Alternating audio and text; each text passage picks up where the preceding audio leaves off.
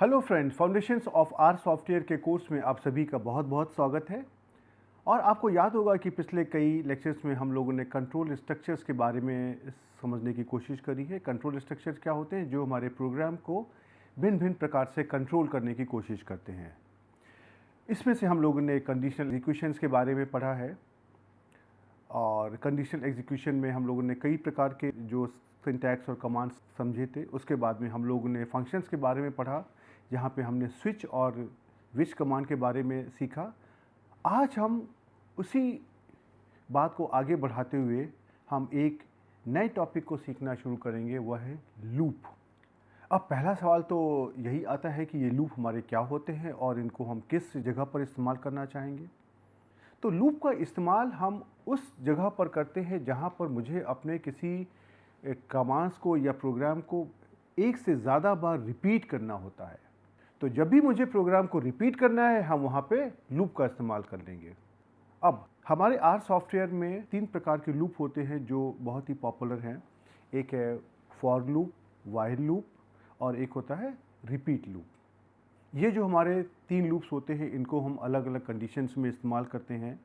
इसको हम आपको इस लेक्चर में और जो हमारा अगला लेक्चर है उसमें हम आपको समझाने की कोशिश करेंगे। इस लेक्चर में हम फॉर लूप की बात करेंगे, और जो अगला लेक्चर उसमें से हम व्हाइल और रिपीट लूप की बात करेंगे।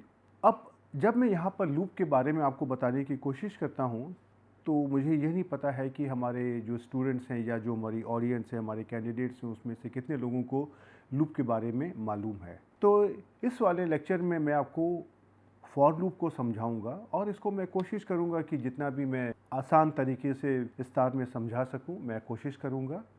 जब आपको एक बार ये लूप का कॉन्सेप्ट समझ में आ जाएगा और लूप किस प्रकार से कार्य करते हैं ये समझ में आ जाएगा, फिर मुझे बाकी लूप को समझाना बहुत ही आसान होगा, और आपके लिए भी बाकी लूप को समझना बहुत ही आसान होगा। तो अब अगर हम आपको इस लूप का कॉन्सेप्ट एक छोटे से उदाहरण के द्वारा समझाना चाहें, तो हमने अपने कॉलेजेस में, स्कूल में देखा है कि हमारे स्टूडेंट्स की मार्कशीट या ग्रेड शीट बनती है। मानिए कि हमारे पास हमारी क्लास में 100 स्टूडेंट्स हैं, और उन 100 स्टूडेंट्स की मुझे ग्रेड शीट बनानी है, जहाँ पर मुझको यह लिखना है कि यह स्टूडेंट पास है और यह स्टूडेंट फेल है।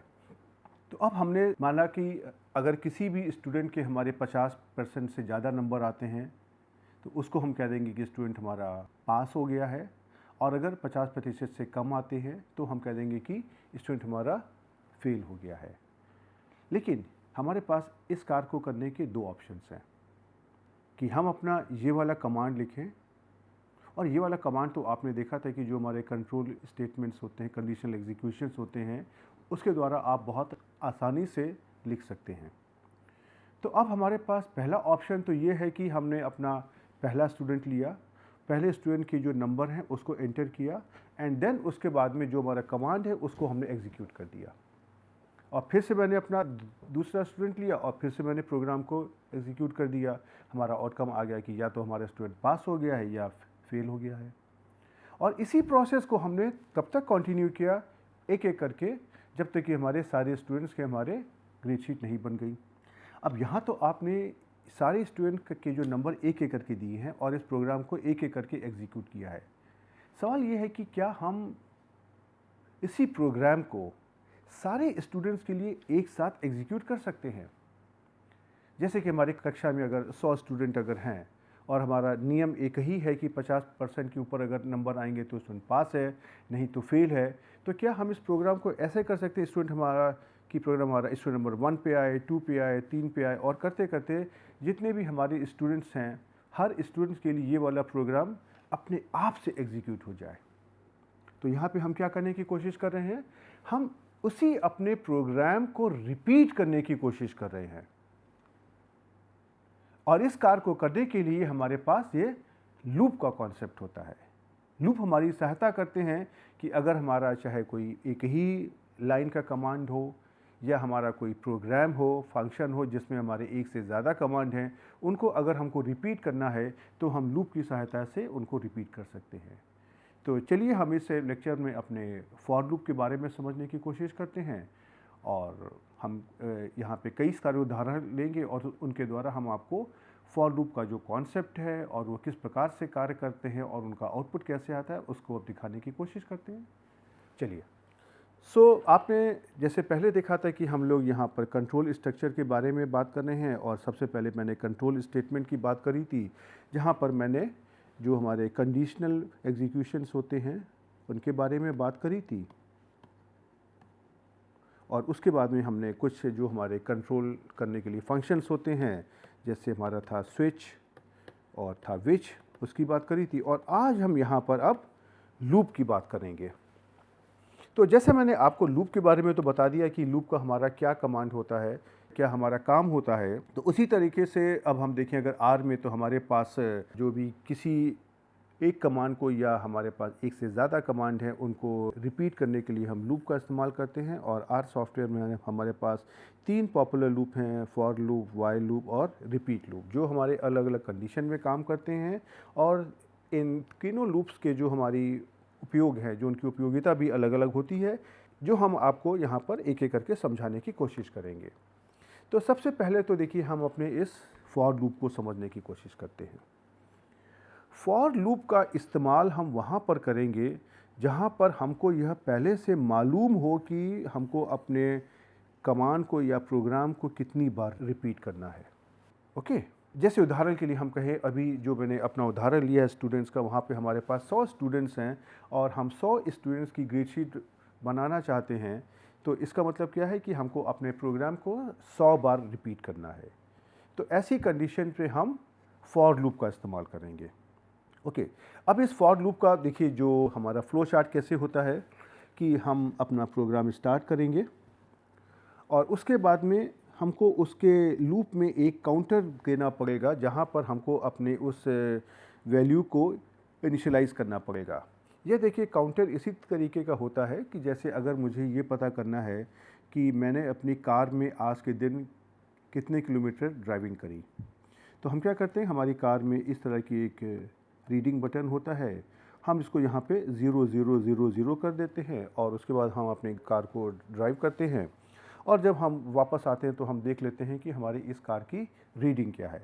तो इसी प्रोसेस को हम बोलते हैं इनिशियलाइजेशन। तो हमारा जो भी हमारा यहाँ पे काउंटर हमको एक डिफ़ाइन करना होगा, उसको कंट्रोल करने के लिए हमको एक वेरिएबल डिफ़ाइन करना होगा, उस वेरिएबल को हम यहाँ पे इनिशियलाइज़ कर देंगे।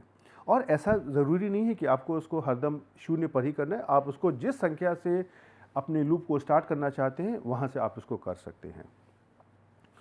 अब उसके बाद में हमारे पास जो हमारी कुछ कंडीशन होगी कि हम उस कंडीशन को देखना चाहेंगे कि अगर यह कंडीशन हमारी सही है तो हमारा क्या एग्जीक्यूशन होगा और गलत है तो क्या होना है।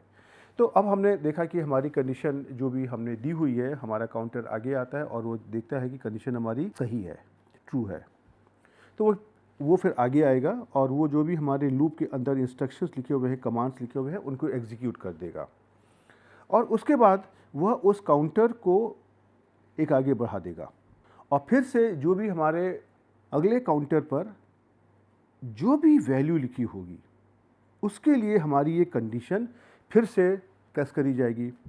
अगर ये कंडीशन हमारी होती है ट्रू तो फिर से हमारा कंट्रोल नीचे आएगा और वो हमारे जो भी इंस्ट्रक्शंस हैं उनको रिपीट करने की कोशिश करेगा और फिर से हमारा ये काउंटर आगे बढ़ा देगा और उसके बाद में जब हमारी कंडीशन फॉल्स हो जाएगी, गलत हो जाएगी, तब ये कंट्रोल बाहर आ जाएगा और ये प्रोग्राम को रोक देगा। ये फ्लो चार्ट को अगर आप उसी उदाहरण से समझने की कोशिश करें कि अगर हमको अपने स्टूडेंट्स की ग्रेड शीट तैयार करनी है जहाँ पे मुझको लिखना है कि हमारा स्टूडेंट पास हो गया है कि फेल हो गया है, तो सबसे पहले हम यहाँ से स्टार्ट करेंगे। अपना जो भी काउंटर है इसको हम 0 पर कर देंगे, जो भी हमारी कंडीशन हमारी होगी, और यहाँ पर हमको साथ ही ये भी देना पड़ेगा कि हमारे पास यहाँ पे टोटल 100 स्टूडेंट्स हैं, राइट।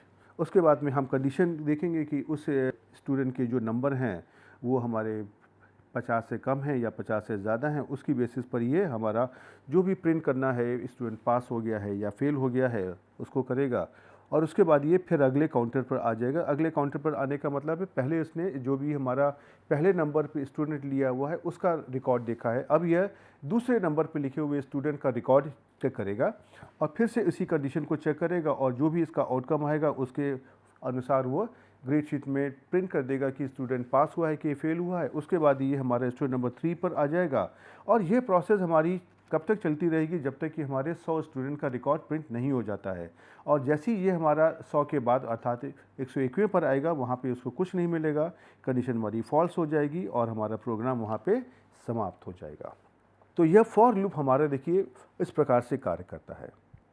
और हमारे आर सॉफ्टवेयर में इस फॉर लूप का जो कमांड है वो कुछ इस प्रकार से है कि सबसे पहले हम लिखेंगे फॉर और इसके आगे हम पैरेंथेसिस में लिखेंगे नेम इन वेक्टर। ये नेम क्या है? ये हमारा एक वेरिएबल है जो हमारा इस वेक्टर के अंदर जो वैल्यूज़ दी हुई हैं उनको कंट्रोल करेगा।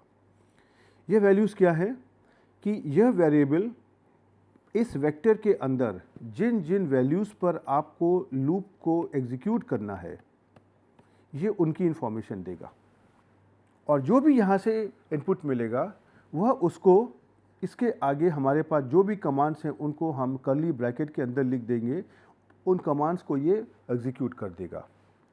और इसका देखिए हमारा स्ट्रक्चर क्या होगा, फॉर पैरेंथेसिस में लिखा हमने वो जो वेरिएबल का नाम और उसके बाद हमको लिखना है इन और उसके बाद में वह वेक्टर लिखना है जो हमारा इनपुट वेरिएबल्स को कंट्रोल करेगा। ये हमारा कोई एक डेटा वेक्टर भी हो सकता है, कोई हमारा एक सीक्वेंस भी हो सकता है, ये आपके ऊपर डिपेंड करता है। और उसके बाद कर्ली ब्रैकेट लिखना है जहाँ पर हमारे सारे कमांड्स लिखने हैं, राइट। और ये जो हमारा नेम के अंदर वेरिएबल है ये हमारे इस वेक्टर के अंदर जो भी वेरिएबल दिए हैं उसको ये सीक्वेंशियली लेता है, अर्थात एक के बाद एक लेगा। अब उसके बाद में हम जरा सा एक छोटा सा आपको उदाहरण लेते हैं और इस उदाहरण के द्वारा हम आपको दिखाने की कोशिश करते हैं कि ये हमारा किस प्रकार से कार्य करेगा। ये बहुत ही छोटा सा उदाहरण है, बहुत ही आसान सा। अब अगर मान लीजिए हमारा उद्देश्य है कि हमको 1 से लेकर के 5 तक की जो संख्याएं हैं इनका हमको स्क्वायर प्रिंट करना है, तो हमने यहाँ पे अपना कमांड लिखा फॉर FOR और इस पैरेंथेसिस में हमने लिखा I in 1:5। तो देखिए ये हमारा क्या है, ये हमारा कंट्रोलिंग वेरिएबल है। ये कंट्रोल क्या चीज़ कर रहा है, ये हमारा ये जो वैल्यूज़ दी हुई हैं ये हमारा वेक्टर है और इस वेक्टर के अंदर जो भी वैल्यूज़ दी हुई हैं इनको कंट्रोल करता है। और साथ ही में हमको यहाँ पे लिखना है जो इसका पैटर्न है वो ये है I in IN और उसके बाद में जो भी वैल्यूज़ दी हैं। अब जब ये वैल्यूज़ आ जाती हैं तो जो भी वैल्यूज़ यहाँ से आएंगी उनको हमको स्क्वायर करके प्रिंट कराना है। तो यह कमांड मैंने इस कर्ली ब्रैकेट के अंदर दे दिया और यहाँ पे कमांड लिख दिया प्रिंट और पैरेंथेसिस में लिख दिया I स्क्वायर। ये I कहाँ से आ रहा है, ये देखिए ये आपका कंट्रोलिंग वेरिएबल है, तो I ये जो भी वैल्यू लेगा वो यहाँ पर स्क्वायर होकर प्रिंट हो जाएगी। तो अब अगर आप इस फॉर लूप की जो कार्य करने की प्रणाली है तो कार्यशैली को आप अगर देखना की कोशिश करिए तो कुछ इस तरह की आएगी। वो यहाँ पर हमारे पास I की 5 वैल्यूज़ हैं, 1, 2, 3, 4 और 5। तो सबसे पहले ये जो हमारा I है ये हमारा I = 1 लेगा, जो भी ये पहली वैल्यू है। और पहली वैल्यू यहाँ से लेने के बाद ये हमारा इस कर्ली ब्रैकेट के अंदर आ जाएगा और यहाँ पे कर देगा प्रिंट 1 स्क्वायर और उत्तर आपको मिल जाएगा 1। इसके बाद ये हमारा 1 से उठ करके 2 पर आएगा और ले लेगा I = 2 और उसके बाद जो हमारे कर्ली ब्रैकेट के अंदर कमांड लिखा हुआ है प्रिंट 2 स्क्वायर उसको एग्जीक्यूट करेगा और आपको उत्तर दे देगा 4। इसके बाद ये जो हमारा काउंटर है I की वैल्यू हमारे 2 से उठ करके जो भी अगली वैल्यू है तीसरी पोजीशन पर जो हमारी वैल्यू है यहाँ पे 3, तो ये उसको एज्यूम करेगा I = 3 और यहाँ पर ये फिर करली ब्रैकेट के अंदर जो कमांड लिखा हुआ है प्रिंट 3 स्क्वायर, ये इसको प्रिंट कर देगा, एग्जीक्यूट कर देगा और ये प्रिंट कर देगा यहाँ पे 9। इसके बाद में ये हमारा जो भी अगला वैल्यू है 4, ये यहाँ पर आएगा और ये यहाँ पर लेगा i इक्वल टू 4 और यहाँ पे फिर ये आगे आने के बाद में जो भी हमारा कमांड दिया हुआ है प्रिंट 4 स्क्वायर, इसकी वैल्यू आ जाएगी 16, इसको ये प्रिंट कर देगा। इसके बाद अब ये 4 के बाद ये वैल्यू लेगा 5, तो i इक्वल टू लेगा 5 और ये यहाँ पर प्रिंट जो भी हमारा कर्ली ब्रैकेट में कमांड दिए हुए हैं उनको एग्जीक्यूट कर देगा, प्रिंट 5 स्क्वायर और ये वैल्यू आपको दे देगा 25। इसके बाद में अब ये आगे आएगा, तो अगर मान लीजिए यहाँ पर i इक्वल टू 6 लिखा होता तो उसको एग्जीक्यूट करता, लेकिन यहाँ पे कुछ भी नहीं है, देयर इज़ नो वैल्यू, इस तरह की कोई वैल्यू नहीं है, तो ये यहाँ पर रुक जाएगा और ये प्रोग्राम को टर्मिनेट कर देगा। राइट। तो अब देखिए ये जो आपका आउटपुट आया है 1 4 9 16 25, देखिए यही तो आपको यहाँ पर दिया हुआ है। तो देखिए ये जो आपका फॉर लूप है ये इस प्रकार से कार्य करता है। अब जैसा मैंने आपको बताया कि यहाँ पर आपने जैसे दिया है 1:5, तो उसमें से सारी वैल्यूज़ हमारी 1 2 3 4 5 हैं। इसके अलावा आप अगर कोई और अगर वैल्यू लेना चाहें उसको भी आप ले सकते हैं। तो देखिए हम उसी उदाहरण को फिर से करते हैं और हमने यहाँ पे 1 2 3 4 5 जो हमारी एक कंटिन्यूएशन में सीक्वेंस में ना वैल्यू हो करके मैंने यहाँ पे 4 वैल्यू ली हैं सी कमांड के द्वारा डेटा वेक्टर कमांड के अंदर और 4 वैल्यू हमारी हैं 2 4 6 7। तो अब ऐसी कंडीशन में देखिए हमारा क्या होगा, ये हमारा i जो है सबसे पहले हमारा पहली वैल्यू लेगा i इक्वल टू 2 और उसके बाद में ये कमांड हमारा जो भी कर्ली ब्रैकेट के अंदर कमांड दिया हुआ है प्रिंट i स्क्वायर, इसको प्रिंट कर देगा 2 स्क्वायर और फिर ये यहाँ से जो भी अगली वैल्यू है 4 i इक्वल टू 4 लेगा और ये 4 स्क्वायर को प्रिंट कर देगा। इसके बाद ये जो अगली वैल्यू है 6, इसको लेगा i इक्वल टू 6 और यहाँ पे ये 6 स्क्वायर को प्रिंट कर देगा और उसके बाद ये अगली वैल्यू लेगा 7, तो i इक्वल टू 7 और ये 7 स्क्वायर को ये प्रिंट कर देगा। तो देखिए ये जो वैल्यू आपकी आती है 2 स्क्वायर 4 स्क्वायर 6 स्क्वायर 7 स्क्वायर, यही आपको देखिए यहाँ पर आउटकम मिल जाएगा जो आप यहाँ पे करने की कोशिश कर रहे हैं। तो जो आपको मैं बताने की कोशिश कर रहा हूँ कि ये जो भी हमारा कंट्रोलिंग वेरिएबल है i, ये हमारे इस डेटा वेक्टर के अंदर जो भी हमारी आवश्यकता होती है उसके अनुसार यह उन वैल्यूज़ को ले लेता है। अब हम चलिए ज़रा इन कमांड को आपको R कंसोल में करके दिखा देते हैं सो दैट कि आपको ये थोड़ा सा कॉन्फिडेंस आना चाहिए कि आप कर सकते हैं। अब इसके अलावा देखिए हम क्या करते हैं, जहाँ पे मैंने दिया था i इक्वल टू 1 2 3 4 5, यहाँ पर हम देते हैं 2, 4, 6, 7 और फिर से देखिए एग्जीक्यूट करते हैं तो देखिए आपको ये उत्तर मिल गया।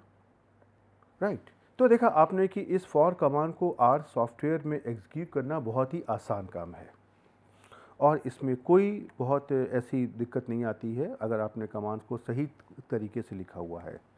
अब हम आपको यहाँ पर एक और उदाहरण देना चाहते हैं और इस उदाहरण में आपको हम ये बताना चाहते हैं कि जैसे ये जो पिछला उदाहरण लिया है, यहाँ पे आपका कमांड खाली एक ही लाइन में आ गया है और यहाँ पे खाली एक ही जो कमांड है जो आपको एग्जीक्यूट करना है प्रिंट। अब हम आपको यहाँ पर एक ऐसा उदाहरण देना चाहते हैं जहाँ पर हमारे पास एक से ज़्यादा कमांड हैं जिनको हम इस्तेमाल करना चाहते हैं।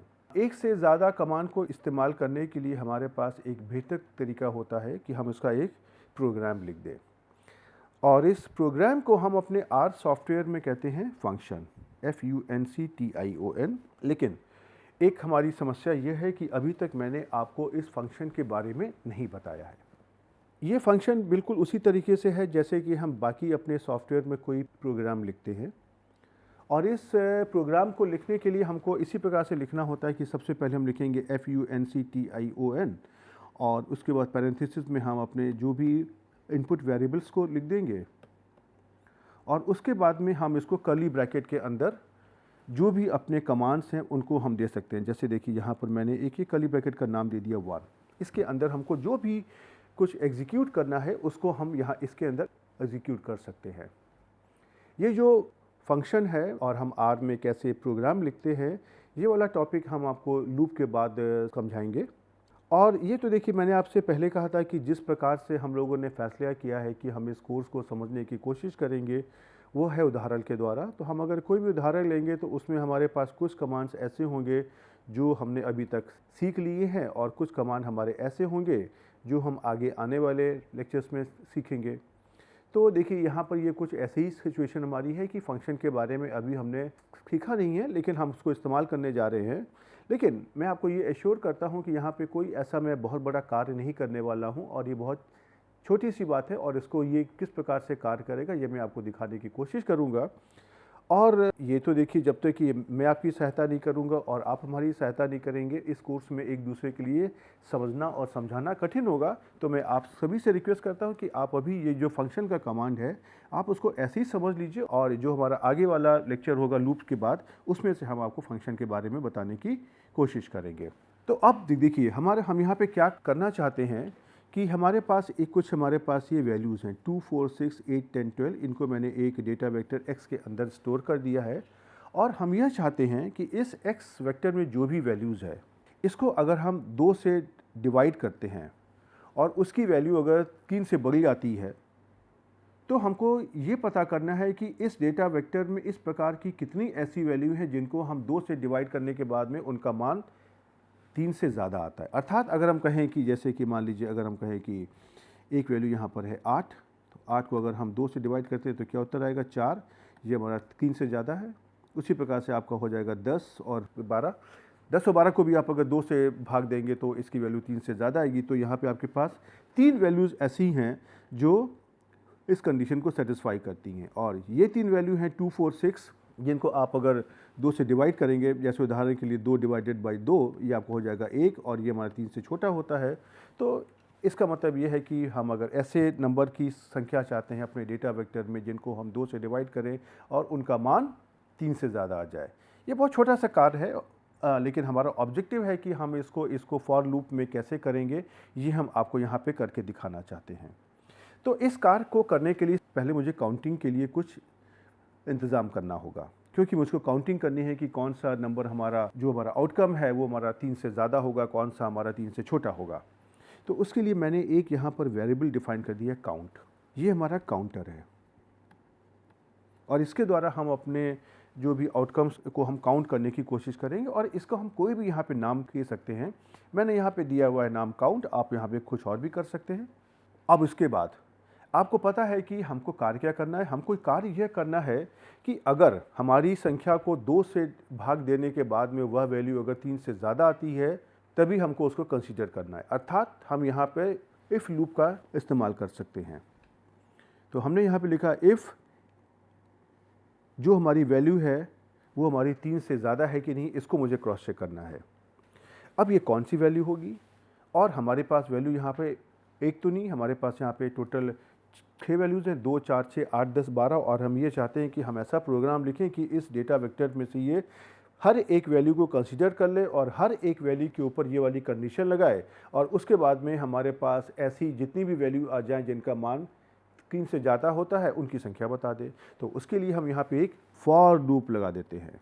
तो हम लिख दिया फॉर और यहाँ पर हमने पैरेंथेसिस में एक वेरिएबल डिफाइन किया जो हमारा एक कंट्रोलिंग वेरिएबल है और ये हमारी x के अंदर जो वैल्यूज़ हैं उनको ये कंट्रोल करेगा। तो इस कंट्रोलिंग वेरिएबल का नाम मैंने दे दिया x वैल। आप यहाँ पे कुछ भी दे सकते हैं। अब हमने कहा कि ये जो हमारी वैल्यू है x वैल, ये अगर हमारी इस वैल्यू को अगर हम 2 से डिवाइड करते हैं और यह वैल्यू अगर हमारी 3 आती है तो इसके हमारे पास 2 ऑप्शन आएंगे, ट्रू और फॉल्स। तो अगर ये वैल्यू सही आएगी तो आपको पता है कि इफ़ कंडीशन के द्वारा एग्जीक्यूट हो जाएगी और अगर गलत आएगी तो एग्जीक्यूट नहीं होगी। तो उस कंडीशन को एग्जीक्यूट करने के लिए हमने यहाँ पे लिख दिया हमारी कंडीशन क्या है जो हम एग्जीक्यूट करना चाहते हैं, count is equal to count plus 1। अर्थात कि अगर ये वैल्यू 3 से बड़ी आती है तो जो हमारा काउंट है वो हमारा काउंट प्लस 1 से रिप्लेस हो जाएगा। और उसके बाद में हमने ये जो भी कुछ हमने अपना ये फॉर लूप के अंदर दिया हुआ है, ये देखिए मैंने इसको एक कर्ली ब्रैकेट के अंदर बंद कर दिया है। ये हमारा हो गया कर्ली ब्रैकेट नंबर 2 और पहले हमारा क्या था, कर्ली ब्रैकेट नंबर 1। देखिए ये राइट। उसके बाद में जो हमारा वेरिएबल है एक्स वैल, ये हमारी एक्स के अंदर की सारी वैल्यूज़ को ले लेगा। उसके बाद ये काउंटर हमारा बाहर आ जाएगा और ये प्रिंट कर देगा क्या, जो भी हमारे काउंट वेरिएबल की वैल्यू आई है। ओके और इसके बाद में अगर हम इस प्रोग्राम को एग्जीक्यूट करना चाहेंगे आर कंसोल पे, तो हमको इसका जो प्रोग्राम का जो नाम है, फंक्शन का नाम है EXCOUNT एक्स काउंट, ये मुझे यहाँ पर लिखना होगा एक्स काउंट और पैरेंथेसिस में लिखना होगा एक्स, राइट। उसके बाद में ये देखिए हमको उत्तर दे देगा 3। तो अब जरा से हम इस फंक्शन को देखने की कोशिश करते हैं कि क्या करता है।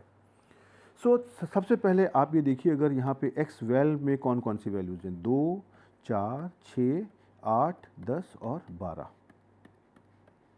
राइट। अब ये यहाँ पे क्या करेगा, ये इफ़ कंडीशन को इस्तेमाल करेगा और ये एक्स वैल्यू की पहली वैल्यू लेगा, एक्स वैल्यू इक्वल टू 2, और ये डिफाइन करेगा 2/2, क्या ये 3 से ज़्यादा है, उत्तर आ जाएगा फॉल्स। तो ये क्या कर देगा, जो हमारा काउंट है इसकी हमारी इनिशियल वैल्यू क्या है 0, तो इसको ये 0 रहने देगा क्योंकि यहाँ पे कंडीशन हमारी एग्जीक्यूट ही नहीं होगी। अब इसके बाद ये एक्स वैल्यू हमारा जो भी अगली वैल्यू है ये उसको लेगा और अगली वैल्यू हमारी क्या है, एक्स वैल्यू इक्वल टू 4, तो 4/2 क्या हो जाएगा, ये क्या 3 से बड़ी कंडीशन है, नहीं ये तो गलत है, फॉल्स है। तो फिर से हमारा जो काउंट है ये हमारा 0 पर रहेगा। उसके बाद में 4 से हमारा जो काउंटर है, जो भी एक्स वैल्यू में हमारी अगली वैल्यू है वहाँ पर आएगा। अगली वैल्यू क्या है हमारी 6, तो एक्स वैल्यू हो जाएगा 6। अब 6 divided by 2 is greater than 3, ये कंडीशन भी है फॉल्स, तो काउंट आपका जो आपने इनिशियल वैल्यू ली थी वहीं से 0 रहेगा क्योंकि पहले भी आपका 0 था। अब उसके बाद में आप जो भी यहाँ पर अगली वैल्यू है 6 से आपने ले ली 8, तो अब आपकी वैल्यू क्या होगी, x value is equal to 8। अब 8 डिवाइडेड बाई 2, क्या ये 3 से बड़ी है, तो 8 डिवाइडेड बाई 2 आपका हो गया 4 और 4 3 से बड़ा है, तो यह कंडीशन हमारी हो गई ट्रू। तो काउंट आपका क्या हो गया, ये आपका काउंट प्लस 1 हो गया। तो ये पहली वैल्यू हमारी क्या थी 0, तो 0 प्लस 1 हो गया और काउंट की वैल्यू क्या आ गई 1। इसके बाद में देखिए क्या करेगा, जो 8 के बाद में जो भी एक्स वैल्यू में अगली वैल्यू है इसको लेने की कोशिश करेगा। ये क्या हो जाएगा, x value is equal to 10 और फिर क्या हो जाएगा, ये यहाँ पे देगा 10/2, क्या ये हमारा 3 से बड़ा है, उत्तर आएगा यस ट्रू। तो काउंट हमारा क्या हो जाएगा, जो हमारा काउंट पहले आया है ये 1, 1 + 1 = 2। और फाइनली क्या करेगा, फाइनली तो फिर ये आपने जो भी 10 के बाद में अगली वैल्यू दी हुई है x value is equal to 12, ये उसको लेगा और फिर से चेक करेगा 12/2 क्या ये 3 से बड़ा है, उत्तर आएगा ट्रू। और उसके बाद ये फिर कर देगा काउंट इज इक्वल टू 2 + 1 = 3, और देखिए यही 3 आपको यहाँ पर दिया हुआ है। तो आपने देखा कि इस फॉर लूप को हमने फंक्शन के अंदर किस प्रकार से इस्तेमाल किया है। ओके और अब यहाँ पे 2 कमांड को यूज़ करना चाहते थे कि पहले हमारा इफ़ कंडीशन हो और इसके बाद में हम उसको प्रिंट करें। तो इस प्रोग्राम को आपको आर सॉफ्टवेयर में करने के पहले हम आपको एक प्रोग्राम और दिखाना चाहते हैं, और हम जहाँ पर आपको ये बताना चाहते हैं कि हम फॉर लूप के अंदर भी फॉर लूप को इस्तेमाल कर सकते हैं। जैसे कि एक मैंने कोई लिखा फॉर लूप यहाँ पर और उसके अंदर हमने लिख दिया एक और यहाँ पे फॉर लूप, इसको हम कह सकते हैं ये हमारा फॉर लूप नंबर है 1 और ये हमारा है फॉर लूप नंबर 2। तो जैसे ही हमारा कंट्रोल आएगा, ये कंट्रोल हमारा आपको ये समझना है कि अंदर से बाहर की ओर कार्य करेगा। मतलब कि जैसे ही हमारा कंट्रोल प्रोग्राम का अंदर आएगा प्रोग्राम में, ये हमारा लूप 1 की जो पहली वैल्यू है उसको लेगा और फिर ये लूप 2 के अंदर आएगा और लूप 2 की ये सारी की सारी वैल्यूज़ पर अपने प्रोग्राम को एग्जीक्यूट करेगा, और उसके बाद ये फिर से लूप 2 की अगली वैल्यू लेगा और फिर से ये लूप 1 की दूसरी वैल्यू लेने के बाद में लूप 2 की सारी वैल्यूज़ को फिर से एग्जीक्यूट करेगा। तो ये हमारे पास सुविधा होती है फॉर लूप के अंदर कि हम फॉर लूप के अंदर भी हम फॉर लूप का इस्तेमाल कर सकते हैं, और ये हमारे 2 से ज़्यादा फॉर लूप भी हो सकते हैं। और जो इनका ऑपरेशन भी इसी प्रकार से होता है कि जो भी हमारा कर्ली ब्रैकेट में लिखा हुआ है वो हमारे सारे ऑपरेशंस एग्जीक्यूट होंगे। तो इसी बात को चलिए हम आपको एक छोटे से उदाहरण के द्वारा समझाने की कोशिश करते हैं। हम यहाँ पे 2 डेटा वेक्टर लेते हैं, एक लेते हैं चाइल्ड और लेते हैं स्वीट। तो चाइल्ड के अंदर हमारे 3 बच्चे हैं, चाइल्ड 1, चाइल्ड 2 और चाइल्ड 3, उनके हमने नाम दिए हैं। और स्वीट के अंदर हमारे पास 3 तरह की स्वीट्स हैं, एक है स्वीट 1, स्वीट 2 और स्वीट 3। अब देखिए यहाँ पे चाइल्ड और स्वीट का जो डेटा है उसको कंट्रोल करने के लिए मैंने यहाँ पे 2 कंट्रोलिंग वेरिएबल डिफाइन किए।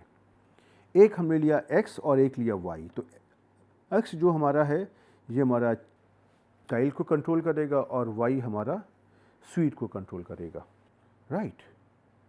अब इसमें से देखिए हम क्या करना चाहते हैं, हम यह करना चाहते हैं कि हम चाइल्ड और स्वीट के हमारे जितने भी डेटा वैल्यूज़ हैं उनके कॉम्बिनेशन को आपस में पेस्ट करके हम उसको प्रिंट करना चाहते हैं। जैसे कि हमारा यहाँ पे प्रिंट हो जाए चाइल्ड 1 और उसके साथ में प्रिंट हो जाए स्वीट 1, उसके बाद में चाइल्ड 1 के साथ में जो हमारा अगला ऑप्शन है स्वीट 2, ये हमारा प्रिंट हो जाए। उसी प्रकार से हमारा अंत में यहाँ पे चाइल्ड नंबर जो भी है 3 और उसके साथ में स्वीट 3 हमारा प्रिंट हो जाए। तो इस कार्य को करने के लिए हमारे पास एक कमांड होता है पेस्ट। तो पेस्ट के बारे में अभी हमने बात नहीं करी, लेकिन आगे आने वाले लेक्चर्स में हम इसकी बात करेंगे और जैसे इसका नाम है उससे आपको इसका जो कार्य है समझ में आ जाएगा। पेस्ट माने चिपकाना, अर्थात ये हमारे दोनों वेरिएबल्स की जो वैल्यूज़ को आपस में पेस्ट करके हम इसको प्रिंट करना चाहते हैं। तो अब यह देखिए ये किस प्रकार से कार्य करेगा। देखिए चाइल्ड के अंदर आपके पास 3 वैल्यू हैं, 1, 2 और 3, चाइल्ड 1, चाइल्ड 2, चाइल्ड 3। और स्वीट के अंदर आपकी कितनी वैल्यूज़ हैं, 1, 2 और 3, स्वीट 1, स्वीट 2 और स्वीट 3। तो यह जो हमारा प्रोग्राम है इसमें से आप अगर ध्यान दीजिए तो सबसे पहले मैंने अपना फॉर लूप लिखा। ये हमारा चाइल्ड के अंदर जो 3 वैल्यूज़ हैं उनको ये x के द्वारा कंट्रोल करेगा और जो भी हमने यहाँ पर इस कर्ली ब्रैकेट के अंदर, इसको हम दे देते हैं कर्ली ब्रैकेट नंबर 1, इसके अंदर हमारा जो भी प्रोग्राम लिखा हुआ है, जो भी हमारा कमांड लिखा हुआ है, ये उसको एग्जीक्यूट करने की कोशिश करेगा। तो इसके बाद हमने देखिए फॉर लूप के अंदर मैंने यहाँ पे एक और फॉर लूप दे दिया, ये फॉर, और यहाँ पे हमारा है ये वेरिएबल y जो हमारा स्वीट की जो वैल्यूज़ को कंट्रोल कर रहा है। और उसके बाद हम क्या करना चाहते हैं कि जो भी हमारा कमांड हम एग्जीक्यूट करना चाहते हैं उसको मैंने यहाँ पे कर्ली ब्रैकेट में दे दिया और इस कर्ली ब्रैकेट का नाम मैंने दे दिया 2। तो अब ये देखिए क्या करेगा, ये इसके अंदर आएगा और यहाँ पे जो भी कमांड दिया हुआ है यह उसको एग्जीक्यूट करेगा। और ये कब तक एग्जीक्यूट करता रहेगा, जब तक कि इस स्वीट में हमारी तीनों वैल्यूज़ के ऊपर कार्य ख़त्म ना हो जाए। और फिर ये हमारा अंदर से बाहर की ओर जाएगा और फिर ये हमारा जो भी चाइल्ड जो हमारा वेरिएबल है x, उसके अंदर जो हमारी 3 वैल्यूज़ हैं चाइल्ड 1, चाइल्ड 2, चाइल्ड 3, इनको लेने की एक एक करके कोशिश करेगा। तो इस कार्य को अगर हम अपने R सॉफ्टवेयर में करते हैं तो देखिए यहाँ पर आपको कुछ ऐसा आउटकम दिखाई पड़ेगा। यहाँ पर हम आपको ज़रा सा इसको समझाने की कोशिश करते हैं कि ये किस प्रकार से कार्य कर रहा है। तो देखिए सबसे पहला तो आपने लिखा है line for x in child. तो चाइल्ड में आपके पास 3 ऑप्शन थे, चाइल्ड 1, चाइल्ड 2 और चाइल्ड 3। और उसके बाद आपका है फॉर y इन स्वीट। तो y के अंदर आपके पास कौन से वेरिएबल हैं, स्वीट 1, स्वीट 2 और स्वीट 3। अब इसके बाद में कैसा मैंने बताया कि ये जब आपके फॉर लूप के अंदर फॉर लूप होता है तो इसका हमारा जो कार्य है ये अंदर से बाहर की ओर होता है। तो ये सबसे पहले क्या करेगा, ये जो भी हमारी x के अंदर पहली वैल्यू है चाइल्ड 1 उसको लेगा और फिर उसके बाद ये हमारा लूप आगे आएगा और ये y के अंदर जो भी हमारी पहली वैल्यू है उसको लेगा स्वीट 1 और उसको ये यहाँ पे प्रिंट कर देगा। फिर उसके बाद में चूँकि हमारा y का लूप x के लूप के अंदर दिया हुआ है तो सबसे पहले ये y की जो बाकी वैल्यूज़ हैं स्वीट 1, स्वीट 2 और स्वीट 3 उनको कंसीडर करेगा। और साथ में लेकिन ये हमारा चूँकि पहले x इक्वल टू चाइल्ड 1 को ले चुका है तो यहाँ पर x इक्वल टू चाइल्ड 1 ही कंटिन्यू करता रहेगा। और यही देखिए आउटपुट आपको यहाँ पर दिया हुआ है। और ये कार्य होने के बाद में फिर क्या करेगा, x इक्वल टू जो हमारा x में दूसरी वैल्यू दी हुई है चाइल्ड 2, ये उसको लेगा और फिर ये y के अंदर आएगा और y से जो वैल्यू पहले नंबर पे दी है स्वीट 1 उसको पिकअप करेगा। उसके बाद y के अंदर जितनी भी वैल्यूज़ दी हैं स्वीट 1, स्वीट 2, स्वीट 3 उनको ये पिकअप करेगा और उनको एग्जीक्यूट करेगा, लेकिन साथ में जो x की वैल्यू हमारी चाइल्ड 2 ही रहेगी। और उसके बाद में फाइनली फिर ये हमारा y इक्वल टू फिर ये हमारा x इक्वल टू ले लेगा चाइल्ड 3 और उसके बाद में y के अंदर आएगा और y के अंदर वैल्यू लेगा y equal to sweet 1, y equal to sweet 2 और y इक्वल टू स्वीट 3, और साथ में जो इसने वैल्यू पहले x की ली हुई है ये उसको फिक्स रखेगा, और देखिए आपको ये आउटकम यहाँ पर मिल जाएंगे। तो आपने देखा कि इसके जो फंक्शनिंग होती है, जिस प्रकार से फॉर लूप कार्य करता है, ये बहुत ही आसान काम है और ये बहुत कठिन नहीं है। और ये इसका एक स्क्रीनशॉट भी है कि जब आप इसको आर पे आप एग्जीक्यूट करेंगे तो आपको इस प्रकार से दिखाई देगा। तो चलिए सबसे पहले हम आगे बढ़ने के पहले हम आपको इन दोनों प्रोग्राम्स को आर में करके दिखा देते हैं, और मुझे पूरा भरोसा है कि आपको ये बहुत आसानी से समझ में आ जाएगा। हम इस प्रोग्राम को यहाँ पे कॉपी कर लेते हैं जिससे कि हमारे यहाँ पे टाइम बच जाएगा, और देखिए मैंने इसको यहाँ पे पेस्ट कर दिया। अब इस प्रोग्राम को अगर हमको एग्जीक्यूट करना है तो हमको ये जो एक्स काउंट का जो नाम है ये मुझको यहाँ पे टाइप करना होगा, और यहाँ पे हम पैरेंथेसिस में जो हमारा इनपुट है एक्स हम उसको देने की कोशिश करेंगे। तो देखिए इसने आपको उत्तर दे दिया 3। और इसी प्रकार से आप अगर जो आपका अगला प्रोग्राम है ये वाला जहाँ पे आप इस चाइल्ड और स्वीट के बारे में एग्जीक्यूशन करना चाहते हैं, आप इसमें चाइल्ड स्वीट को आप डेटा ले लीजिए, और इस प्रोग्राम को मैंने कॉपी कर लिया। और अब इसको देखिए हम आर सॉफ्टवेयर में जब हम पेस्ट करते हैं तो देखिए ये मुझको इस प्रकार का आउटकम दे देता है। तो ये देखिए यहाँ पे आउटकम निकालना तो बहुत ही आसान है, लेकिन ये आउटकम किस प्रकार से आ रहा है ये समझना बहुत ही आवश्यक है, और यही मैंने कोशिश करी है आपको समझाने की। अब जब हम अपने इस लूप में कार्य कर रहे हैं तो हमारे पास इसमें भिन्न भिन्न तरह की कंडीशंस आती हैं जहाँ पर हमको भिन्न भिन्न प्रकार के कार्य करने होते हैं। तो उन कार्यों को करने के लिए हमारे पास कुछ स्पेसिफिक कमांड्स होते हैं, उसके बारे में हम यहाँ पे आपको एक एक करके समझाने की कोशिश करते हैं। तो पहला कमांड हम जो आपको बताना चाहते हैं वो है ब्रेक, BREAK। जैसा आपको ब्रेक का मतलब क्या होता है, बीच में खोल देना या बीच में रोक देना, राइट। कैसे कि हम गाड़ी में ब्रेक लगाते हैं, तो जैसे गाड़ी में ब्रेक लगाते हैं गाड़ी हमारी वहीं पर रुक जाती है। तो अगर हमने अपने लूप को स्टार्ट कर दिया है और अगर हम लूप को उसके बिना कंप्लीट हुए हम उसको बीच में रोकना चाहते हैं तो इस कार्य को करने के लिए हम ब्रेक कमांड का यूज़ करते हैं।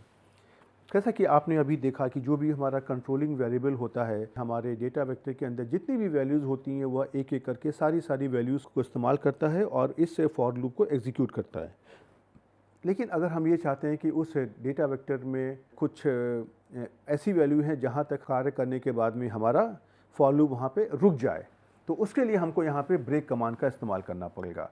तो देखिए इस ब्रेक कमांड को ज़रा सा हम आपको उदाहरण लेकर के समझाने की कोशिश करते हैं। मैंने एक यहाँ पे डेटा वेक्टर लिया ड्रिंक, और उस ड्रिंक में मैंने 4 वैल्यू लिए, कॉफ़ी, लेमोनेड, टी और जूस। ये सारे हमारे कैरेक्टर्स हैं तो उनको मैंने डबल कोट्स में लिखा हुआ है।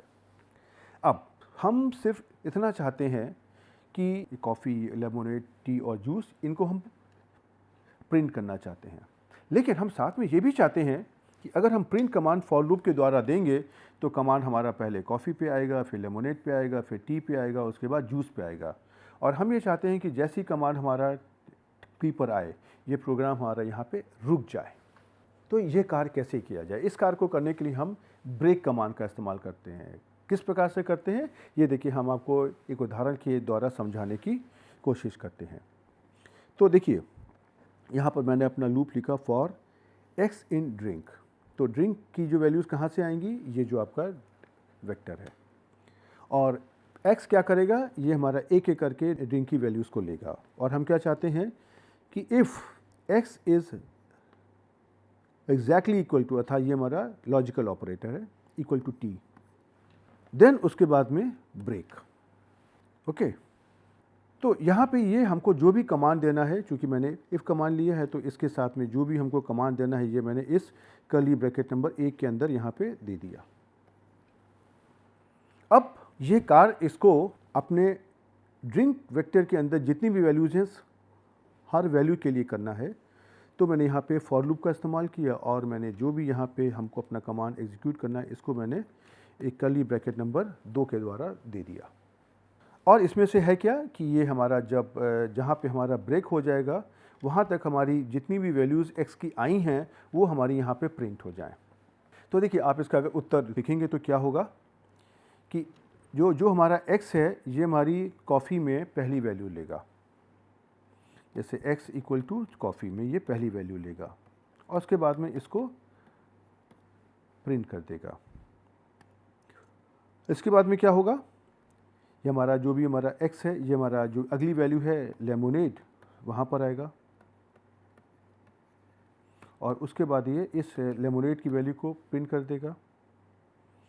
इसके बाद में क्या होगा, जो हमारा वेरिएबल है ये हमारा x, जो हमारा थर्ड वैल्यू है डेटा वेक्टर में वहाँ पर आएगा और वहाँ पे लिखा हुआ है x इक्वल टू टी। तो यहाँ पे हमारे कमांड आ गया ब्रेक, तो ये यहाँ पे रोक देगा प्रोग्राम को और उसके साथ में जो इसने यहाँ पे ये कॉफ़ी और लेमोनेड को स्टोर किया है ये वैल्यू यहाँ पे हमको प्रिंट द्वारा बता देगा। तो आपने देखा कि ब्रेक के थ्रू आप अपने इस प्रोग्राम को, इस लूप को कहीं पर ऐसी जगह पे रोक सकते हैं जहाँ पर आपकी इच्छा हो। अब इस ब्रेक कमांड के साथ में हमारे पास एक और कमांड होता है नेक्स्ट। नेक्स्ट का मतलब क्या होता है, अगला।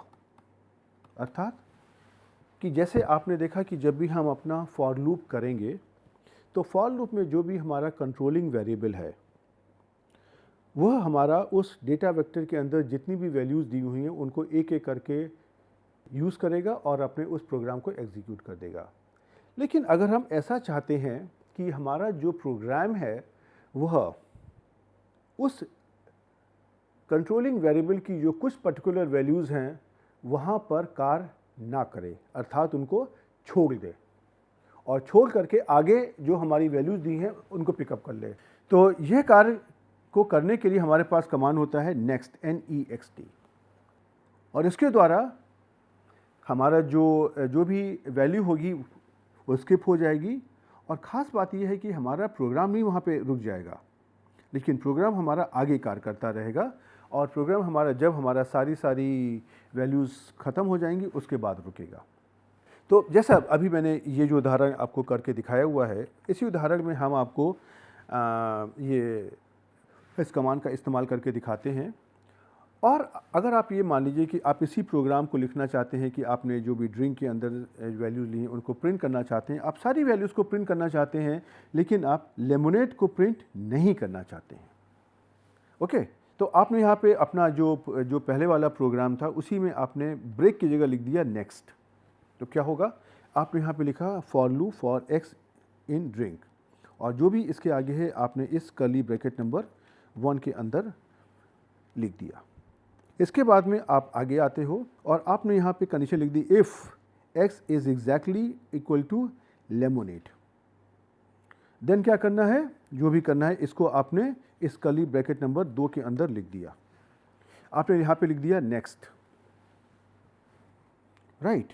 और उसके बाद में ये हमारा जो भी प्रोग्राम है, जो भी वैल्यूज़ आएंगी उनको प्रिंट कर देगा। तो अब ज़रा अगर समझने की कोशिश करिए तो यह प्रोग्राम किस प्रकार से कार्य करेगा। जो भी हमारा x यहाँ से वैल्यू लेगा और ये हमारे इस ड्रिंक वेक्टर की पहली वैल्यू को लेगा कॉफ़ी, और कॉफ़ी को ये कर देगा print x equal to coffee और ये कॉफ़ी को यहाँ पे कर देगा प्रिंट। फिर उसके बाद ये क्या करेगा, कॉफ़ी के बाद में जो भी अगली वैल्यू है लेमोनेड, ये उसको देखेगा। अब यहाँ पे उसने देखा कि ये तो x इक्वल टू लेमोनेड पर कमांड है नेक्स्ट, तो अर्थात ये उसको प्रिंट नहीं करेगा। और उसके बाद ये जो हमारी इसकी आगे की वैल्यूज़ दी हुई हैं x इक्वल टू टी और x इक्वल टू जूस, ये इनको और इनको ले लेगा और इनको ये यहाँ पर प्रिंट कर देगा दोनों वैल्यूज़ को। और देखिए आपको आउटकम कुछ इस प्रकार का मिल जाएगा। तो आपने देखा कि इसको भी एग्जीक्यूट करना बहुत ही आसान है। और इसी में अगर मान लीजिए आपने यहाँ पर इसको जो अपने प्रोग्राम को कहा कि लेमोनेड को इस्तेमाल मत करो, अब अगर हम मान लीजिए लेमोनेड की जगह कहते हैं कि की को इस्तेमाल मत करो, अर्थात की वैल्यू जहाँ पे आती है आप उसको स्किप कर जाओ, तो हम क्या करेंगे, जो भी हमारा प्रोग्राम है इसमें से खाली जहाँ पे हमने लिखा था पहले x इक्वल टू लेमोनेड, वहाँ पे हम कर देंगे x इक्वल टू टी। अब देखिए ये हमारा प्रोग्राम बिल्कुल ऐसी कार्य करेगा। ये हमारा x में से पहली वैल्यू को लेगा कॉफ़ी, यहाँ पे कोई समस्या नहीं है, तो ये यहाँ पर ये कॉफ़ी को प्रिंट कर देगा। उसके बाद ये जो भी हमारी x की अगली वैल्यू है लेमोनेड, ये उसको लेगा, यहाँ पे कोई समस्या नहीं है, तो ये इसको लेमोनेड को यहाँ पे प्रिंट कर देगा। उसके बाद ये थर्ड वैल्यू में ये आएगा t, तो t में आपने कहा कि अगर ये यहाँ पे x की वैल्यू t आती है देन आपको यूज़ करना है नेक्स्ट, तो ये इसको स्किप कर देगा। और इसके बाद में ये जो भी हमारी अंतिम वैल्यू है जूस यहाँ पर आएगा, यहाँ पर x इक्वल टू टी हमारा गलत हो जाएगा, फॉल्स हो जाएगा, तो ये हमारी इस वैल्यू जूस को यहाँ पर प्रिंट कर देगा। तो आपने देखा कि यहाँ पर इस प्रकार से ये यहाँ पे प्रिंट हो जाएगा और ये इसका देखिए स्क्रीनशॉट भी है। तो चलिए हम आपको ज़रा सा इसको आर कंसोल में करके भी दिखाते हैं सो दैट कि आपको ये बहुत आसानी से समझ में आ जाएगा, राइट। तो अब हमने देखिए यहाँ पे अपना इन कमांड्स को कॉपी कर लेते हैं जिससे हमारा टाइम बच जाएगा। और देखिए मैंने इनको यहाँ पे पेस्ट किया, तो आपने देखा कि आपने यहाँ पे कहा था कि अगर x की वैल्यू t है तो इसको यहाँ पे ब्रेक कर दो, तो जहाँ पे था t वहाँ पर उसने ब्रेक कर दिया और इसने आपको कॉफ़ी और लेमोनेड को यहाँ पर दे दिया, राइट। उसी प्रकार से आप जब अपने इस कमांड को भी next नेक्स्ट कमांड को भी यूज़ करना चाहें तो आप ये देखते हैं कि जब आपने कहा कि जब हमारा x आता है लेमोनेड, आप उसको स्किप कर दो, तो उसने देखिए लेमोनेड को स्किप कर दिया और बाकी जो तीन वाली थी कॉफ़ी, टी और जूस, इसको उसने यहाँ पर प्रिंट कर दिया। और अगर आप अपने इसमें लेमोनेड की जगह को आप अगर यहाँ पर आप टी को अगर आप स्किप करना चाहते हो तो आपको देखिए इसी वेरिएबल में जो आपका है ड्रिंक, इसके अंदर आपने कर दिया x इक्वल टू टी उसी प्रोग्राम में, तो आपको देखिए यहाँ पे टी स्किप हो गया और कॉफ़ी, लेमोनेड और जूस मिल गया, राइट। तो चलिए अब हम इस प्रोग्राम में रुकते हैं इस लेक्चर में। और आपने देखा कि ये हमारा कमांड तो मैंने एक ही इस्तेमाल किया और साथ में उसके जो भी हमारे हेल्पिंग कमांड्स होते हैं उसके बारे में बताया, और इसका ऑपरेशन बहुत ही आसान था। लेकिन यह लेक्चर थोड़ा सा लंबा था इसीलिए क्योंकि मैंने अपनी पूरी कोशिश करी कि मैं आपको आसान से आसान भाषा में और इसको जितना विस्तार से हो सके मैं आपको समझा दूं, क्योंकि हमारे पास कुछ हमारे स्टूडेंट या कैंडिडेट ऐसे भी होंगे जो शायद लूप के बारे में पहली बार समझ रहे होंगे। तो मैंने कोशिश करी कि फॉर लूप की सहायता से हम आपको हमारा लूप किस प्रकार से कार्य करता है ये मैं आपको समझाने की कोशिश करूं, और इसीलिए मैंने यहाँ पे कई उदाहरण लिए हैं और उसको मैंने विस्तार से समझाने की कोशिश करी। अगर आपको इस लूप की फंक्शनिंग समझ में आ जाएगी तो जो हमारे आगे आने वाले लूप हैं जिनके बारे में हम बात करेंगे, वाइल और रिपीट, उनको समझना बहुत ही आसान हो जाएगा क्योंकि उनकी फंक्शनिंग भी इसी तरह से मिलती जुलती होती है। तो हम आपसे यही अब रिक्वेस्ट करेंगे कि आप इस फॉर लूप को ज़रा समझने की कोशिश करिए, छोटे छोटे आप उदाहरण अपनी ओर से लेने की कोशिश करिए और देखिए कि आपको किस प्रकार का आउटकम चाहिए, और उसको जब आप फॉर लूप में लिखने की कोशिश करते हैं तो क्या आपको वही आउटकम मिल रहा है। जैसे उदाहरण के लिए मैंने यहाँ पे जब दो लूप्स की बात करी कि फॉर लूप के अंदर फॉर लूप है, तो मैंने वहाँ पे दोनों फॉर लूप में मैंने उसमें समान डेटा वैल्यू ली थी, 3 आप किसी में लीजिए 2, किसी में लीजिए 3, और फिर देखिए क्या होता है। उसके अलावा आप अगर चाहें तो 2 से ज़्यादा भी फॉर लूप आप ले सकते हैं और उसमें से देखिए क्या होता है। आपने यहाँ पे नेक्स्ट और की बात करी, मैंने वहाँ पे खाली एक ही वैल्यू ली है, आप उसमें से अगर एक डेटा वेक्टर में 2 वैल्यू को लेने की कोशिश करिए, देखिए क्या होता है। तो आप इन चीज़ों की प्रैक्टिस करिए और हम आपको अगले लेक्चर में वाइल और रिपीट लूप के बारे में बताने फिर से आएंगे। तब तक के लिए गुड बाय।